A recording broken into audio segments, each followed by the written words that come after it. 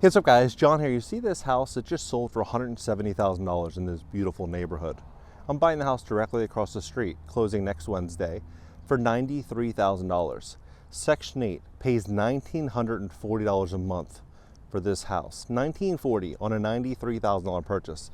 It's a really nice neighborhood and it's a nice house. So I'm going to give you a tour of the house and kind of show you what I've been working on the last few weeks since I moved to Ohio. I moved here about 3.5 weeks ago. We're closing 4 transactions. We're closing 3 next week and 1 the following week. Our goal is to get somewhere between 6 and 7 houses closed by the end of the year, generating about $10,000 a month in income. $10,000 a month in income inside of about 60 days. Now, as this begins to kind of grow, I think we're gonna be able to do something really, really cool here. And I'm working right now on establishing my own construction crew. I have already the team in place that's going to start next week. So depending on the work in which they do and my overall experience with them, if they're great, then we're going to continue to really just expand this. And if they're not, then I'll find someone who is. So look at this. Look at this place. You tell me what your thoughts are on this. It just goes to show how much opportunity there is in America when people, look outside of their own area and look into, other ways in investing and other ways in seeing the world. Like, look at this neighborhood. Anywhere else, these homes would be $400,000, $500,000 or more. Somehow, this house right here, 1,900 square feet. We're gonna remove these bushes. It's gonna look really nice. We're gonna remove the bushes, clean up the landscaping a little bit, and maybe power wash the exterior. That's it. We're not doing anything else on the exterior. Inside, we're gonna spend, I would say, between $5,500 and $6,000. Before I even show you the inside, I'll show you the outside, because it's a nice property. It's a really nice property. There's the garage back there. So the lot's about 5,500 square feet. You got the garage here, and that's basically it.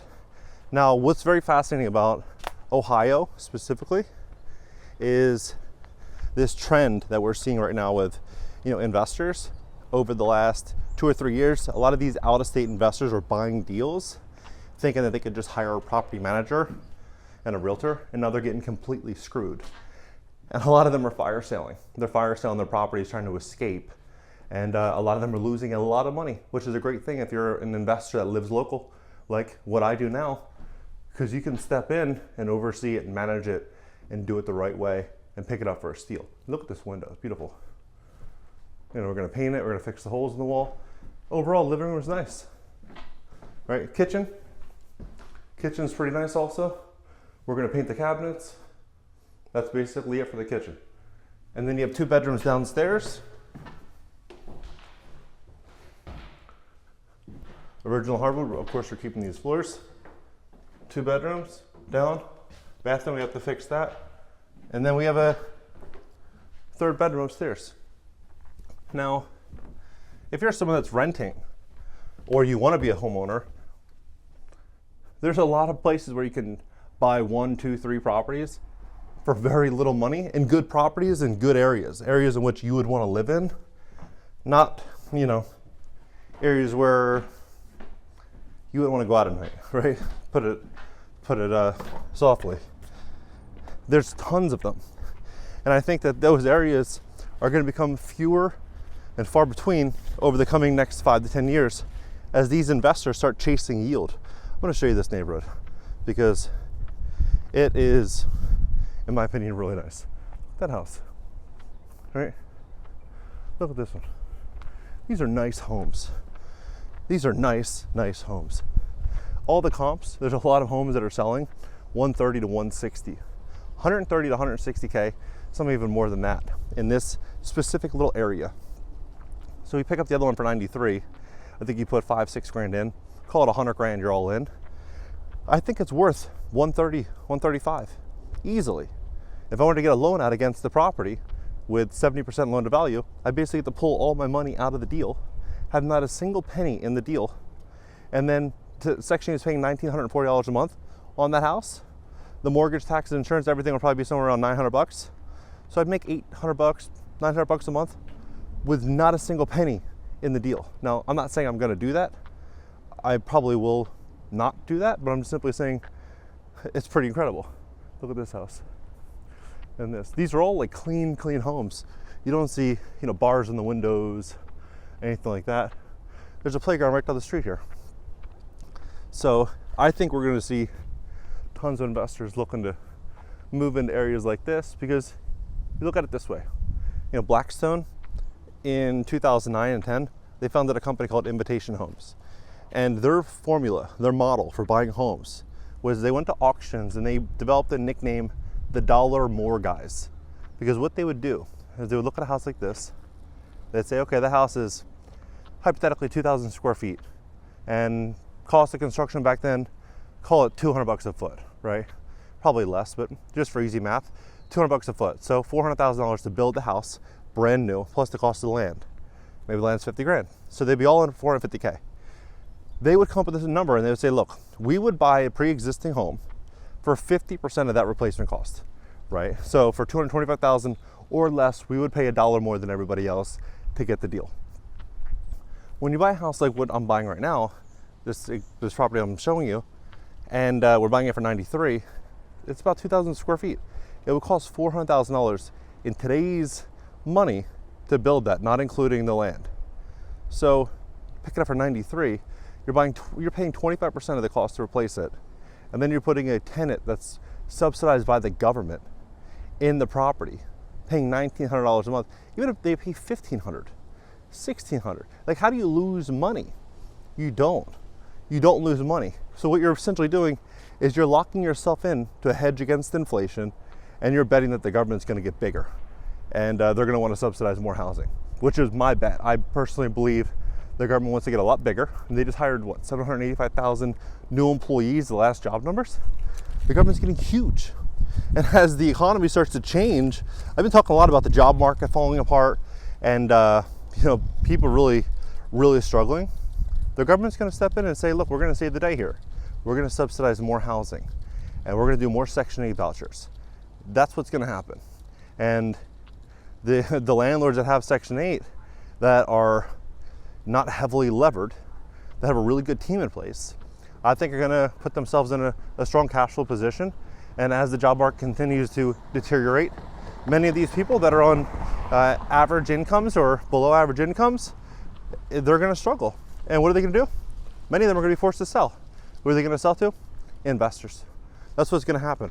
You know, they said CNBC, MetLife Insurance, a bunch of these really big outlets came out saying, you know, 40% of all single-family homes will be owned by investors in the next 5 years. Talking about 7.4 million single-family homes, 800% increase from where it is right now, right? How is that going to happen? Is that going to happen organically, or is the job market going to deteriorate and these investors are going to say, look, the dollar is going to continue to lose value. It's going to continue to, you know, get negatively impacted. We need to deploy it into something hard and real. And that's what they're going to do. They're going to deploy it into single-family homes. And if you look at any of these tech companies, what do? They form a monopoly, and then they use that monopoly to grow their business. Look at Facebook, essentially a monopoly. Look at all these, you know, tech platforms. Once they have the data, they can charge with what the market will bear. And as the market has less and less options to get in front of customers, the price continue to skyrocket. What will happen with single-family homes as market share continues to change, right? Rents are going to continue to go up. That's what's going to happen. And these landlords are essentially going to find out how much tenants are making, and they're going to increase rents based on that. And so if there was ever a universal basic income, or if there was any type of subsidy like that, who do you think is going to be the net beneficiary of those funds? It's going to be the corporations and the landlords. That's it. They're going to be the ones that win. I mean, look at these homes. You tell me that people are going to be buying these homes? There's no way. People are going to be buying these homes up left, right, and center. Look at this house over here I'm going to show you. So what I'm seeing here is a gold mine of opportunity. And if you don't live in Ohio, there's plenty of other markets similar. Probably 10 or 15 other markets, right? I mean, look at this. If I was working from home, this is what I would do. Take my family right here. I'd say, you know what? Let's call it I'm making 50 grand a year, 70 grand a year. I would say, you know what, I'm gonna move in here. I'm gonna have a home office in there. I'm gonna save up every single penny, and I'm gonna try to buy another house. These are beautiful houses, and I'm gonna try to set my family up. I'm gonna make the sacrifices I need to do, and what I need to make, and I'm gonna set my family up. The last thing I would personally do is say, I'm gonna rent in San Francisco, I'm gonna rent in LA, and spend 70% of gross monthly income on shelter. And then as the cost of living continues to increase, my standard of living continues to decrease. That would be something I would definitely not do. And I think we're gonna see the attention from institutional investors, first-time home buyers, and retirees, and a lot of these affordable markets over the coming year or two. And I think it presents a massive arbitrage opportunity to step in, acquire properties for a fraction of the discounted replacement value, and rent them. So that's my game plan. If you have a ambitious goal, you want to invest, make sure you have stable income, cash in the bank, and incredible credit. As banks start to walk into a lot of losses, we're already seeing it with delinquency rates on automobiles, credit card delinquency rates, small business loans deteriorating. You have $2 trillion in corporate debt that has to get refinanced the next year or two. It's going to be a situation where banks are going to be suffering a lot of losses, and they're going to be looking to take a lot less risk.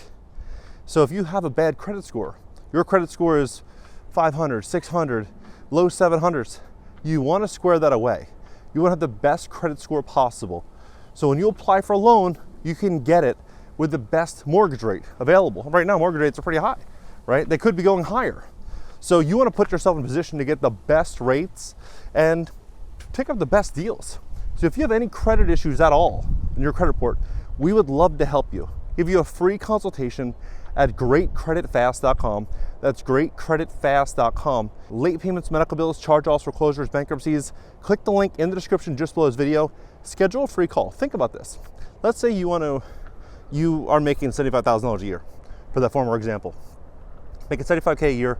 Let's just say, easy math, making $6,000 a month, right? If you were to put 10% down on a property like this, $9,300 down, right? Closing cost, everything, call it 10 grand. And this property is making $700, $800 a month. With, the first one or two, maybe you do 10%, but after that, maybe 20%. 150, 200 grand gets you to replace your entire income. And then who's wealthier at the end? The person that's making $70,000 a year, or the person that owns 7, 8, 9, 10 of these houses? It's going to be the property owner, right? Because at the end, these properties will eventually be paid off, and the rents are likely going to be a lot more, right? So there's going to be people that are really approaching the next couple years with a good game plan that will thank themselves for the coming decades. Their families will be set up. And on this channel, I'm going to share kind of exactly what I'm doing, what I'm buying, and my approach, and how we're going to scale this up. I think we're going to scale this up in a really, really big way over the next 12 months, and I'm looking forward to sharing the journey with you. If you'd like to fix your credit, we'd love to help you. Again, greatcreditfast.com. Click the link in the description. Catch you next video.